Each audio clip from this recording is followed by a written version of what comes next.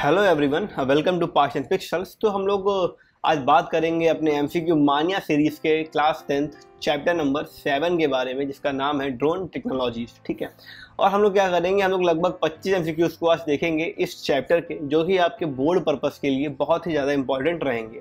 तो बिना टाइम को वेस्ट किए हुए चलिए क्लास को शुरू करते हैं। देखते हैं आज का थॉट क्या है। आज का थॉट क्या रहा है, there is nothing impossible today who will try.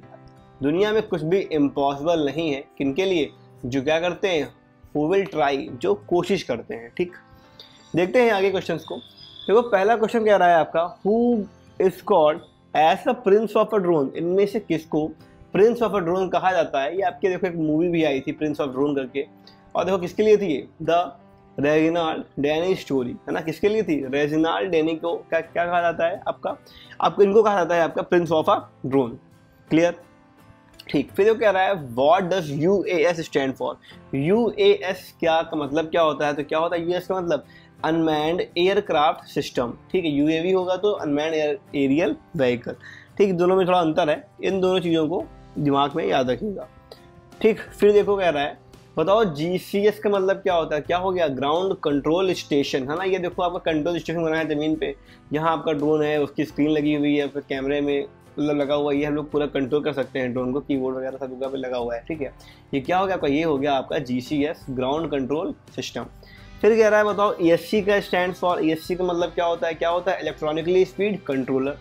कह रहा है पहला ड्रोन कब इन्वेंट किया गया, 1849 में किया गया। फिर कह रहा है कि 3D एयरफॉइल। आखिर जो 3D एयरफॉइल है, ये आप इसमें देख रहे हो, ये क्या है आपकी, ये 3D एयरफॉइल है, और इसके लिए इससे क्या लग रहा है आपको, ये लग रहे हैं आपको विंग्स। ये क्या हो जाएंगे आपके विंग। कह रहे हैं ऑक्टोकॉप्टर में, ऑक्टोकॉप्टर UAV में कितने प्रोपेलर होते हैं, कितने होते हैं, नाम लग रहा है ऑक्टोकॉप्टर, कितने हो जाएंगे 8। 6 किसमें होते हैं, हेक्सा में, हेक्सोकॉप्टर में। ठीक, ये होते हैं क्वाडकॉप्टर। क्लियर। फिर कह रहा है देखो how much weight can a multi rotor carry. Multi rotor जो है कितना उठा सकता है वेट, 15 किलोग्राम का वेट वो उठा सकता है। फिर कह रहा है which of the following is not an application of drone. इनमें से कौन सा एप्लीकेशन का ड्रोन नहीं है, मतलब इनमें से हम लोग कौन सी चीज़ ड्रोन की हेल्प से नहीं कर सकते हैं। फोटोग्राफी तो कर सकते हैं, लैंड सर्वे भी कर सकते हैं, अंडर वाटर सर्वे भी कर सकते हैं, लेकिन जो आपका ये पॉपुलेशन सर्वे है, ये ड्रोन की मदद से होना इम्पॉसिबल है। फिर कह रहा है which of the following is not type of drone based on aerial platform use. इनमें से कौन सा टाइप नहीं है जिसमें क्या है एरियल प्लेटफॉर्म यूज किया जाता है, कौन सा हो जाएगा आपका मूविंग रोटर हेलीकॉप्टर। ठीक, ये हो गया आपका। फिर जो कह रहा है computer program simulating the thought of human is known as, है ना, क्या कहते हैं उसको कहते हैं एक्सपर्ट सिस्टम।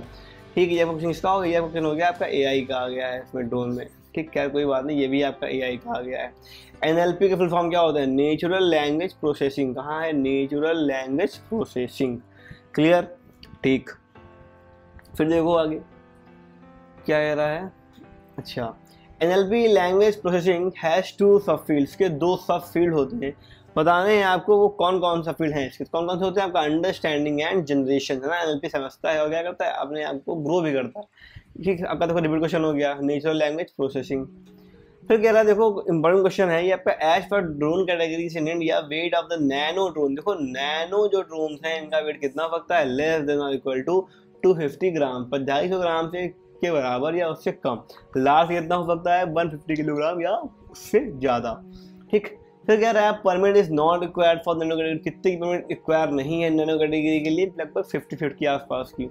माइक्रो कैटेगरी कितनी फिट रिक्वायर नहीं है, 200 कैटेगरी के आसपास। ठीक है, फिर कह रहा है बताओ एज पर जनरल रूल्स कौन ना, the drone flying in India any drone can not, कोई भी ड्रोन कितनी हाइट से ऊपर वर्टिकली नहीं उड़ सकता है, कितनी, 400, है ना, 400। कह रहा है form of ROV remotely operated vehicle. ऐसा व्हीकल जिसको क्या हो, रिमोट के तरीके से, रिमोट की हेल्प से उसको ऑपरेट किया जाए, उसको हम कहते हैं ROV। फिर कह रहा है which of the following structures health can be evaluated using drone. इनमें से कौन सा जो स्ट्रक्चर हेल्थ है जिसको हम लोग एवेल्युएट कर सकते हैं, किसके यूज़ करके, ड्रोन का। लार्ज स्पैन ब्रिज बना सकते हैं, हेरिटेज से बना सकते हैं, मॉन्यूमेंट वगैरह भी हम लोग कर सकते हैं। क्या हो गया आपका, ऑल ऑफ द अबव। फिर कह रहा है which of the following is not type of land survey. कौन सा लैंड सर्वे हम लोग नहीं कर सकते हैं, रोड सर्वे तो कर सकते हैं, लैंड की वॉल्यूम मेजरमेंट ये भी कर सकते हैं, स्लोप, लेकिन क्या है ट्रैफिक वॉल्यूम में, ट्रैफिक का क्या वॉल्यूम चल रहा है, ये हम लोग मेजर नहीं कर सकते हैं। कह रहा है इसमें कौन सा एप्लीकेशन नहीं है कंस्ट्रक्शन इंडस्ट्री का ड्रोन में? मॉनिटरिंग तो होगा, सर्विंग भी होगा, मार्केटिंग। मॉनिटरिंग होगा, सर्विंग होगा, प्रोग्रेसिंग, लेकिन मार्केटिंग है वो क्या है, वो आपका ड्रोन का एप्लीकेशन कंस्ट्रक्शन इंडस्ट्री के अंदर नहीं है, सॉरी। फिर वो कह रहा है which of the following is an application of a drone, इनमें से कौन सा एप्लीकेशन है इसका ड्रोन का? तो check the bird life view, तो ये भी है, मटेरियल स्टॉक फाइल मैनेजमेंट ये भी है, फिर तो कैड ये भी है, तो मतलब क्या होगा आपका ऑल ऑफ द एबोव। ठीक, फिर देखो आगे कह रहा है, अगला क्वेश्चन कह रहा है कि विच of the following is an application of drone, में कौन सा एप्लीकेशन है ड्रोन का? प्रोजेक्ट मॉनिटरिंग बिल्कुल होती है, इलवेपिंग होती है, हेल्मेटिंग होती है, मतलब क्या हुआ आपका ऑल ऑफ द अबव। फिर कह रहा है the process by which information is extracted from the photograph, का ऐसा कौन सी प्रोसेस है जिसमें जो इन्फॉर्मेशन है वो फोटोग्राफ के माध्यम से आती है और उनको फिर लोग 3 डायमेंशनल मैप के थ्रू कन्वर्ट करते हैं, क्या हो जाएगी आपकी फोटोग्रामेट्री। फिर देखो आपका लास्ट क्वेश्चन है, कह रहा है as compare to aircraft the satellite imaginary drones are beneficial. Satellite जो एयरक्राफ्ट सैटेलाइट्स वगैरह हैं वो ड्रोन के कंपैरिजन में जो है वो कैसे बेहतर है? तो क्या होगा, फ्लाई लो एल्टीट्यूड ये भी सही है, एक्यूरेट डाटा ये भी सही है, इंडिपेंडेंट एटमॉस्फेरिक कंडीशन ये भी आपका एकदम ट्रू है, और तो मतलब क्या होगा आपका जो लास्ट ऑप्शन है ऑल ऑफ द अबव, ये क्या होगा आपका, ये आपका पूरा ट्रू हो जाएगा। ठीक है, तो ये रहा आपका चैप्टर नंबर 7 के 25 MCQ अप्रॉक्सीमेटली, ये आपके एग्जाम के पर्पज से मोस्ट इम्पॉर्टेंट रहेंगे। अभी हम लोग जल्दी एक कोर्स लॉन्च करेंगे, ठीक, इसकी कुछ फीस रहेगी लगभग 499 के आसपास। इसमें क्या होगा, आपको पूरे complete printed note with 3 model paper, 4 model papers, solve model papers, ठीक है, आपको प्रोवाइड किया जाएगा। ठीक है, तो उसके लिए टाइम चल रही है, टाइम काम चल रहा है पूरा। ठीक है, तो होपफुली आपको अच्छा लगा होगा।